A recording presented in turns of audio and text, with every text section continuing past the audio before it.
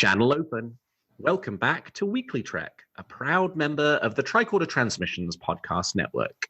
I am your host, Alex Perry. What's today's date? The date. Today's show was recorded on July 26th, 2019, and is current through the end of Star Trek Discovery Season 2, so beware of spoilers. All right, let's get into the show. Good day, Voyager, and welcome to A Briefing with Neelix. It's a catchy title, isn't it? WeeklyTrek is a 30-minute news show covering the biggest stories from the Star Trek franchise. We are in a new golden age of Star Trek. There are 5 television shows at some point in production, possibly more on the way, and enough merchandise to fill the Bajoran wormhole. So stick with me and I'll help you sort the real facts from a lot of the Dominion propaganda that you'll find online.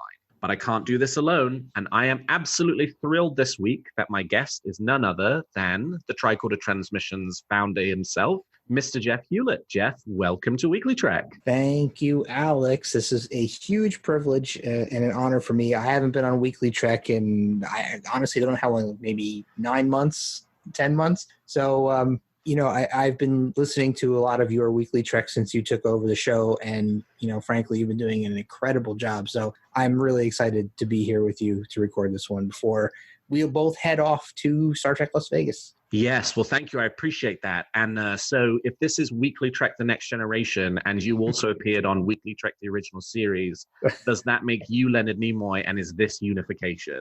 I can't argue with that. As has become an element of another favorite show on the Tricorder Transmissions Network, Trek Ranks, all I'll say is, eat your soup, Jolan True. All right, Jeff, I want to know something that's got you excited about Star Trek at the moment. Yeah. Tell me what's got you moving at Warp 10. Well, we just got a lot of major drops, didn't we? God, there's so much going on the Star Trek front, so many new things in production. I can't even wrap my head around. I've lived through the launch of TNG and all of the other series in my lifetime, and never before has there been so many Star Trek irons in the fire that I just can't even focus on one particular one because there's so much stuff coming down the pike. And I think one of the articles we're going to talk about later in the show, I have some things that I'm going to bring up as regards to the industry as a whole and the Star Trek franchise and the approach to CBS Viacom to finally truly harnessing the power of the Star Trek franchise. So I think that's what I'm most excited about now, coming off the most recent Comic-Con panels and news. Yeah, it's taken them a little while to recognize the value of the IP that they had, I think it's fair to say. But it certainly does seem like they really are now taking advantage of that, right? I mean, Disney is way out there in front in terms of having a number of these big mega franchises that they are monetizing in so many different ways. I mean, you've got Star Wars, you've got Marvel, and Star Trek is intellectual property that potentially is not quite on the same level as either of those two properties, though I think they gives at least Star Wars a run for its money, if you were to ask me, as a loyal Star Trek fan for many a decade. But there is a huge amount of life left in this idea. It's hugely compelling. And they've realized that. And we, I say it every week and not in a glib way. I mean, us being in this golden age of Star Trek is really true. The best it's ever been before, probably 1998, in which you had Deep Space Nine on air, you had Voyager on air, and you had Star Trek First Contact come out that year. Yep, incredible time. Incredible. Next year, in 2020, we will have 3 television shows on the air at some point during the year. That's amazing. That's truly a Trek renaissance, man. Absolutely. With potentially a 4th, maybe, if this Nickelodeon show ends up premiering in 2020, and with the full 5 being at some point in production. I mean, we will have production take place next year on Picard Season 2, Discovery Season 4, if it gets us a 4th season, which there's no reason to anticipate that it won't. Lower Decks' 2nd season, because they've already been picked up for 2 seasons. It was 2-season order. So, that means that 2021 is then going to have even more of this stuff. And we really will get to a point where we're having year-round Star Trek, and everything is so different. It's Trek fans, we are privileged to be living in this renaissance of Trek. I mean, for all of us who've lived through all of the Trek that came before this, there was at best 2 shows running at the same time. more often one, and to have the potential for so much Trek and the potential for maybe year-round televised or streamed Trek. Wow. It's quite kind of overwhelming to think about. It's totally overwhelming, but the place to process it, and the thing that I am feeling very, very good about Star Trek this week, is the fact that we are now mere days away from the start of the Star Trek Las Vegas 2019 convention. It has been a pilgrimage of mine for the last, this will be my 9th in a row. I started going in 2011. It never gets old. And as more shows have layered on, as more new content has arrived, it's only got more exciting. And we will have represented at Star Trek Las Vegas this year, we will have most of the main cast of Star Trek Discovery, minus Wilson Cruz. We will have the creator and the writer's room for Lower Decks. And just added today was some of the returning Star Trek characters from the previous shows who we now know will be appearing in Star Trek Picard. So in addition to Jonathan Frakes and Brent Spiner, who were already scheduled to appear at Star Trek Las Vegas, Jerry Ryan and Jonathan Del Arco, 7 of 9, and Hugh the Borg were just added as guests today. That's Friday, July the 26th. So we know there will now be some kind of Picard panel at STLV. So the 3 shows that are in production will have some kind of representation, and that is so exciting. We'll get the first duty exhibit that was at San Diego Comic-Con, and hopefully there will be lots to talk about at the end of next week when we will be doing a live recap show, which we'll record at STLV to break down all of the news that we learn there. But Jeff, got to be feeling good. It's coming up, right? Yeah, man. Well, you got me beat. This is my 6th Star Trek Las Vegas convention, and it's always been a really incredible experience to be amongst so many Trek fans. I'm looking forward to that experience again this year, and not only that, and just being able to reconnect with my friends that I see once a year. That's the magic of that convention to me, and I've kind of gotten beyond the photo op and autograph phase. I still like attending some of these incredible panels and hearing some of this new information live discussed on stage. But, anybody out there who has not attended Star Trek Las Vegas, who is a Star Trek fan, you really should consider it. If you listen to our Shore Leave show on Tricorder Transmissions, you'll hear so much about how engaging this convention is. And there's so much information out there available to newbies who haven't attended, to help get you prepped for what you should expect in going there. It's just a valuable experience for any Star Trek fan to go there and just be amongst your people, and there are just so many things to do and so many things to see and so many things to experience. Alex and I have been there so many times, to us, it's morphed into something bigger, but for people who've never been there, it's a huge experience that is ultimately so rewarding to make that pilgrimage out there, and will only help kind of reinforce and reignite your fandom. I mean, I know Absolutely. It certainly sustained me through years when the content from the franchise was pretty thin, but we could jaw all day about STLV, and we will in but less than a week. But it was another packed week for news, so let's turn to the week's top stories. There's a war going on, and I'm a reporter. Our first story this week is part of our news pickup from the week before San Diego Comic-Con, when we didn't get the chance to talk about anything other than the Enter the Star Trek Universe panel. But Star Trek Discovery Season 2 has been nominated for 4 Emmy Awards. It was nominated for Prosthetic Makeup Award, Sound Editing, Main Title Design, and Visual Effects. Very exciting. That's a couple more nominations than the show secured last year. I think it's probably a consequence of the significantly stepped up Emmy consideration campaign that Star Trek Discovery did for Season 2. A little disappointing that we did not see any nominations in the acting category. We know we have fabulous actors on this show, but the Emmys is a place where, there are only so many nominations. We're in a golden age of Star Trek. We're in a bit of a golden age for television. There's so many prestige dramas on at the moment that those are always going to be incredibly competitive. But for a show that is making what's effectively a movie on on television each week, I feel like they should be pretty competitive in these 4 categories. And the Emmy nominations that they've got comes off of the back of a number of Saturn Award nominations that they also received, in which some of the cast members were recognized for their work. But Jeff, super exciting. Star Trek Discovery back up for a few Emmys. Very exciting. Very exciting. And, a couple of things about this stand out to me, not necessarily Star Trek related, but sci-fi in general has really been shunned by awards for many, many, many years. And to see Star Trek Discovery get 4 noms, that's huge. Absolutely huge. And it's also a huge deal for streaming networks, and a real panic moment for traditional television and movie producers that, we've seen Netflix rack up a bunch of nominations in previous years. Now CBS is joining that party. And the difference is that CBS has always been a traditional broadcast company.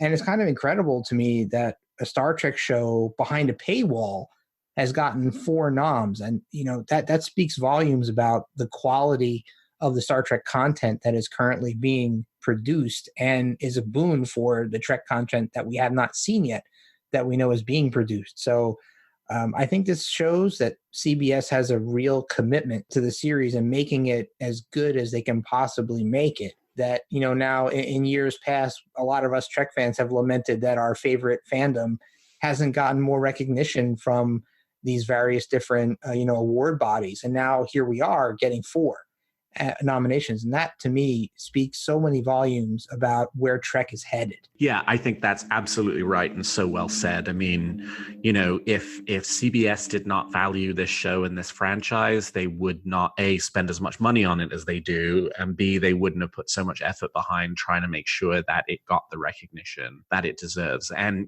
certainly from the, CBS kind of seemed like the redheaded stepchild for the last few years because it had this kind of paywalled streaming service on which they were putting proprietary shows that you could only access through there. But we've seen over the last month, with announcements of content that's going to be going away from Netflix, that it very strongly indicates that the other networks are also pushing in the same direction of setting up their own streaming services. NBC is taking a lot of its content off of Netflix. Obviously, Disney has its Disney Plus launching later this year. Mm-hmm. CBS, as it was suspected at the time, but many people were very resistant to the idea of, was sort of the vanguard for, what is a continued evolution of the media landscape. And, it's very encouraging that in their eyes, their CBS All Access platform is clearly on par with the broadcast network itself. And I think that shows in the recognition that the show has gotten from the Emmys. Yeah, can't agree more. I'm really hoping for at least a win or 2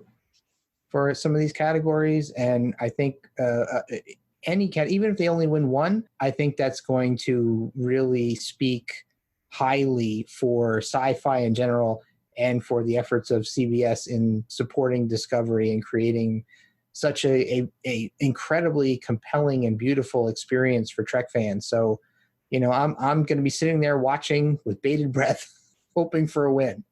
Absolutely. Well, Jeff, I am so glad that you are my guest this week, because our next story is one that I think will have tickled you and is one that was very, very surprising out of San Diego Comic-Con last week. This news did not come out of the official CBS panels. It actually came out of a side panel, and that is that Paramount is strongly considering, though has not formally announced, a 4K remaster of Star Trek the Motion Picture, but not the version of the motion picture that is currently available on Blu-ray. They're actually talking about doing a remaster of the 2001 Director's Edition of the motion picture, which to this point has only been available on DVD. Yeah. So there was a panel held by the Inglorious Treksperts, which is another Star Trek podcast, which Mark Altman runs. He wrote the 50 Years of Star Trek books, which I highly recommend if you're interested in the history of the franchise, picking up those books. And the announcement was made by Darren Fain, who was actually one of the producers of the 2001 Director's Edition of Star Trek the Motion Picture.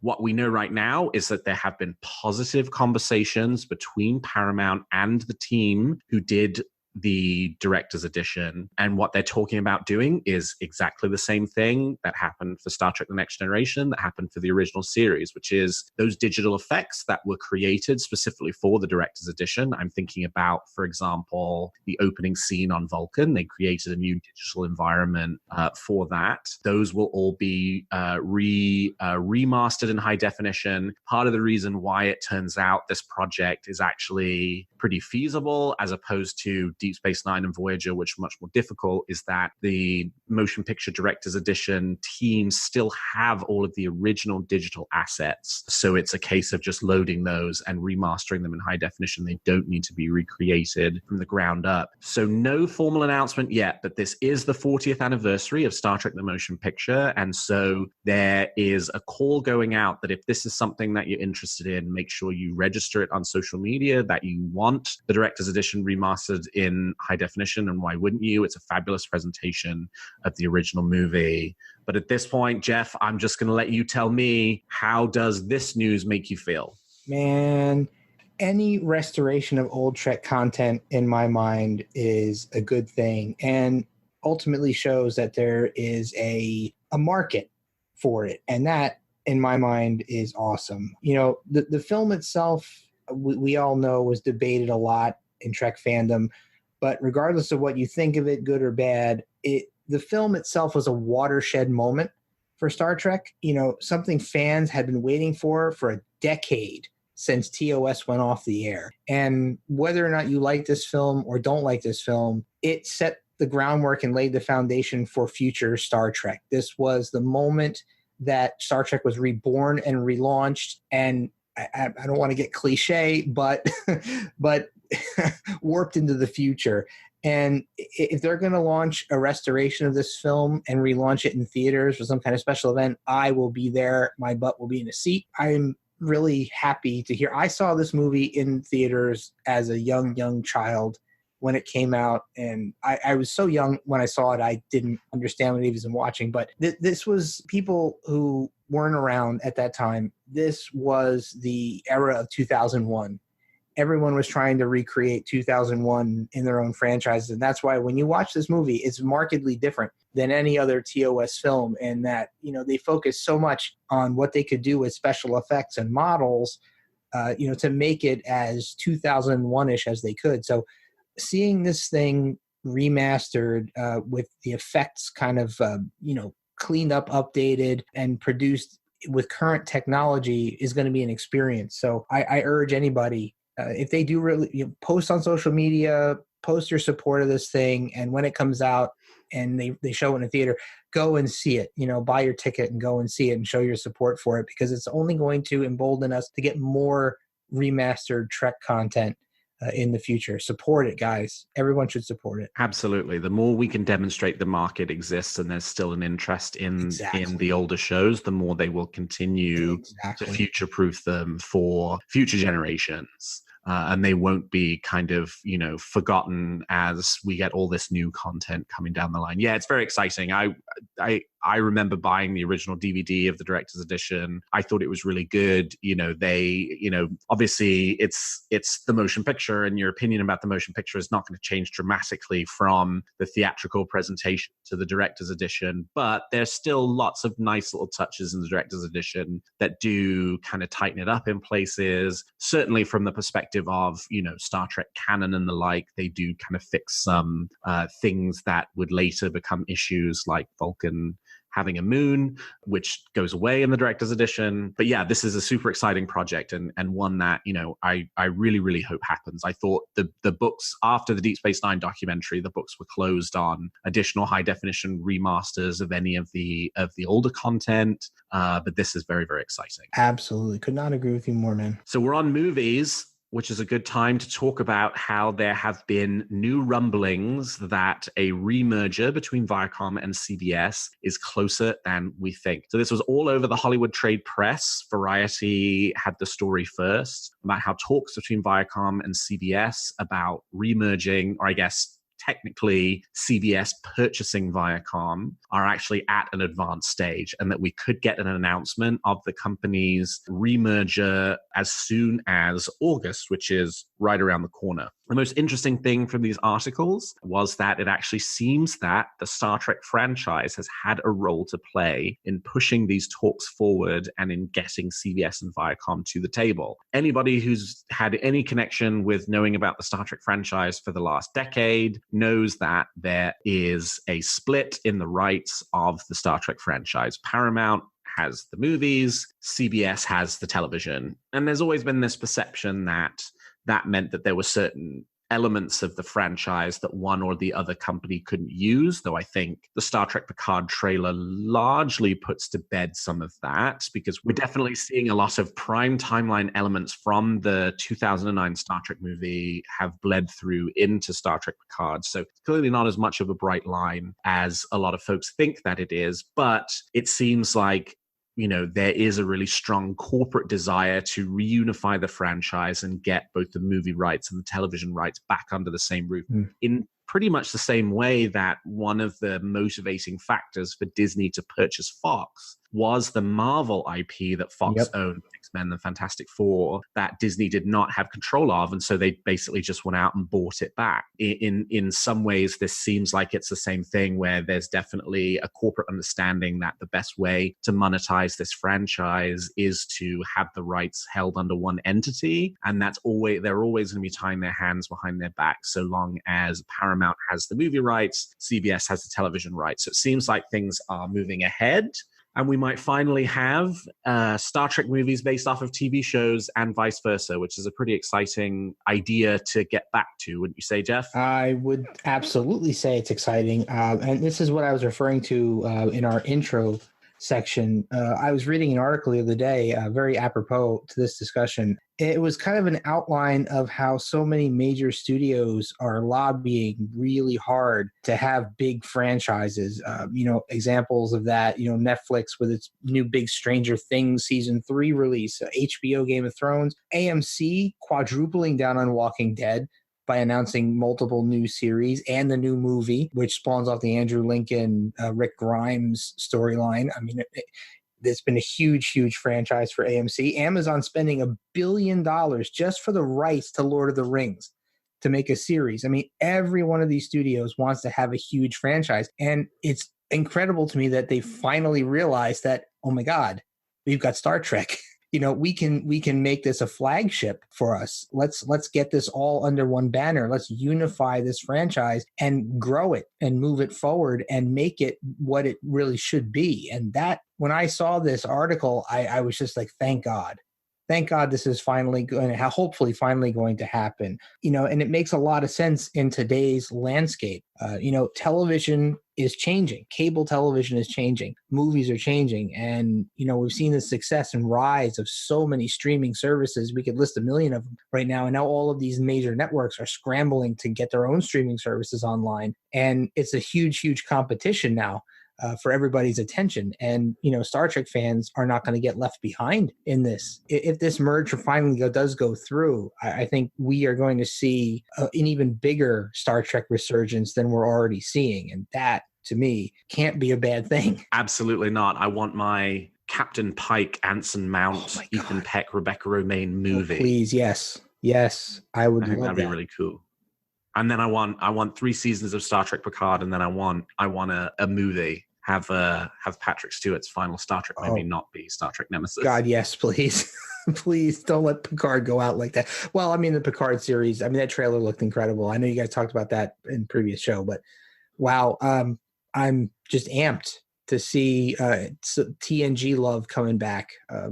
It's such a golden age for Star Trek. I'm just overwhelmed by all of these things that are going on. And, I'm just so happy for the future that we're going to get. And we are not quite done yet for the week. We know that Jeri Ryan will be reprising her role in Star Trek Picard, but it looks like Star Trek Voyager will be getting a bit of love from the comic books. IDW, the Star Trek comics licensee, who's created a ton of really, really fabulous Star Trek comics over the last decade, has announced that there will be a one-shot Mirror Universe Star Trek Voyager comic. This will be the first of 3 comics set in the Mirror Universe. This This builds off of the success that IDW had with its Star Trek The Next Generation Mirror Universe series. They ultimately ended up doing 2 of those. This will be 1 Voyager issue, 1 TOS issue, and 1 DS9 issue to sort of help push them further to rounding out the comics take on the Mirror Universe from the Star Trek franchise. So this will be Voyager in Mirror Universe form, kind of similar to the way they handle The Next Generation, the idea that the Terran Empire still exists as this, very, very small entity with just a handful of starships, and one of which is the Enterprise D, and one of which, it turns out, is the USS Voyager. So very cool, because just like with The Next Generation, we never saw the Mirror Universe on Star Trek Voyager. The closest we got was in Living Witness, where the Doctor's backup program of the future finds that the history of this planet includes a story about Voyager visiting, in which history has been totally changed by people who rewrote history to make it seem like Voyager was criminals, and that had a bit of a Mirror Universe vibe to it, but we've never kind of seen Voyager in the Mirror Universe. So this is super exciting. The art will also be done by J.K. Woodward, who did the Next Generation Mirror Universe art, and that was really, really good, and he's one of my favorite of the Star Trek comics artists. So this is super exciting, and one I'll definitely be picking up. It's been a long time outside of the Star Trek Waypoint series that we've gotten any Voyager content, so this is very cool. And yeah, Mirror Universe, Voyager, sounds like a pretty good combination, right, Jeff? I don't know about anyone else, but Mirror Chakotay wearing a red bandana totally sold me. I mean, absolutely. Come on, no, but seriously, I everybody out there who's listened to Tricorder before knows that I'm a TOS purist, and I love the original series, and I absolutely adore the fact that a single one-off episode of TOS has spawned so many Mirror Universe episodes, books, comics, an entire season arc of Discovery. This to me is just so joyous. Mirror Mirror, it was a great episode. I never thought that would lead to all of this great Mirror content that we've gotten over the years, and I was so happy to see Mirror Voyager. I cannot wait to see this come out. Pirate Queen Janeway. I mean, come on, how perfect is that? Prime Janeway is one of my favorite captains. I love Voyager. I watched every episode as it aired on television, and I absolutely love that series. So this to me is showing that series so much love and attention that I'm just really overjoyed. It's just too perfect of an antithesis to Prime Voyager. I'm just surprised this hasn't been done sooner. Absolutely. Yeah. It's cool that they are finally getting around to it, and that somebody decided to pull the trigger and show us the Mirror Universe version of Voyager. So very much looking forward to that one. Me too. All right. We have talked about the facts, and now let's speculate on what's going to happen in the future of Star Trek. You make some very good points, Captain. But it's still all speculation and theory. So each week, I and my guests give you a wish, a theory, a bit of speculation about any element of the Star Trek franchise. So Jeff, let's hear it. What's your wish or theory for this week? Man, you already spoiled it for me. My wish is for the Anson Mount led Captain Pike, either movie or series. Discovery Season 2, as debated as it is in the Trek community, I, as a TOS fan, really, really enjoyed seeing the adventures of Captain Pike and his crew. And that just really made me want for more. And I know that they said that's not in the works. Maybe it is. Who knows? Kind of a mystery at this point. But I hope that there's been enough fan reaction out there to make them really consider making either a show or a movie based on Captain Pike and the crew of the Enterprise. I'd love them to get the actors back again in those roles and just show us some of the adventures of that crew. I mean, all we've had is The Cage and Discovery Season 2. There's got to be a lot more that we can explore with that crew. And I thought that the actors that they had in Season 2 of Discovery did such a fantastic job with those characters. I just cannot wait to see more of them and more of what they can do with that prequel. It's something that I would really, really love to see. I'm so glad you mentioned this, because in all of the excitement last week around the Enter the Star Trek Universe panel. Jen and I got through pretty much all of the major moments from the panel, except for one, which was not an announcement of a Pike show, but was Alex Kurtzman asking the audience pointedly if they would like a Pike show, and the audience responding very positively to it, and him saying something like, okay, we'll think about it, which is a very leading question to ask if it's not already something that you're putting some consideration into. You know, if you're the head of the Star Trek franchise, you don't get up on the stage at Hall H of San Diego Comic-Con and even suggest that you are interested in doing something like that if you aren't actually interested or not planning to do it. So I think the prospects are pretty positive that they are working on, probably at the very, very early stages of trying to get deals together to do something. I hope so. And we'll just kind of have to wait and see for that. I very much do not anticipate that there will be a Pike show announcement at STLV, but I would have said that about a Picard show before STLV last year, and I was not correct about that. So anything's possible. True. But I think it certainly was a positive sign for Pike fans that Kurtzman asked that question on the stage last Saturday, because, as I say, he wouldn't have asked a question if it wasn't something that was on their mind. So I'm right there with you. I mean, Anson was fabulous. Ethan Peck was fabulous. Rebecca Romaine was fabulous. And I want more of that Enterprise and more of that crew and their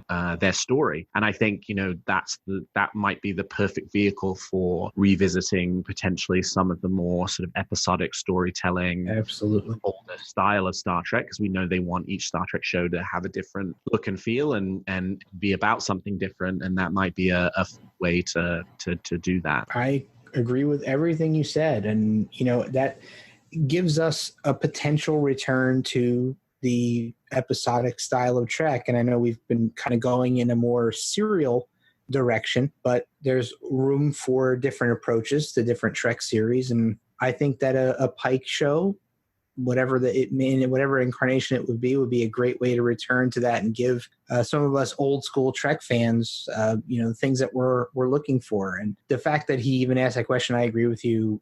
There's a lot more behind the asking of that question than we know. So that gives me a lot of hope that we may actually see this sometime in the next few years. And, you know, it won't be tomorrow.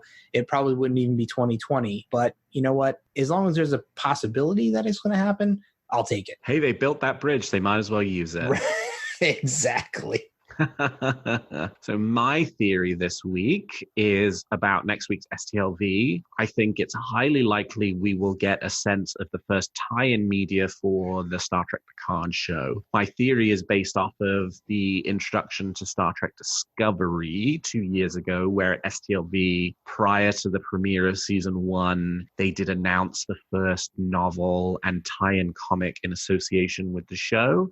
And I am speculating that we will get the same for Star Trek Picard. We'll get information about the first novel, hopefully information about the first comic. I think we probably will not get a huge amount of information about the show itself. There will be a panel that will have Frakes and Jerry Ryan and Jonathan Del Arco on it. I presume Brent Spiner will join for that since he's part of the cast. But I doubt they'll tell us a huge amount about what's happening in the show. We'll learn more about Lower Decks. We know that Mike McMahon's going to be there. The writer's room will be there. And he's been tweeting this week about how they are kind of thinking about what to bring to STLV, and that it will be more than the San Diego Comic-Con crowd got. Because the STLV audience is a little different. I mean, we go much deeper on things, right? Like, you know, one of the things that maybe could be cool, I thought we were going to get it at San Diego Comic-Con. We didn't. Maybe we'll get it for STLV, is actually seeing what the $23.99 com badge looks like. We've only had the briefest glimpse of it in the trailers. That's not the kind of thing that Variety and Hollywood Reporter are necessarily super interested in at San Diego Comic-Con, but it's definitely the kind of thing that Tricorder is very interested in at STLV. Yes, we are.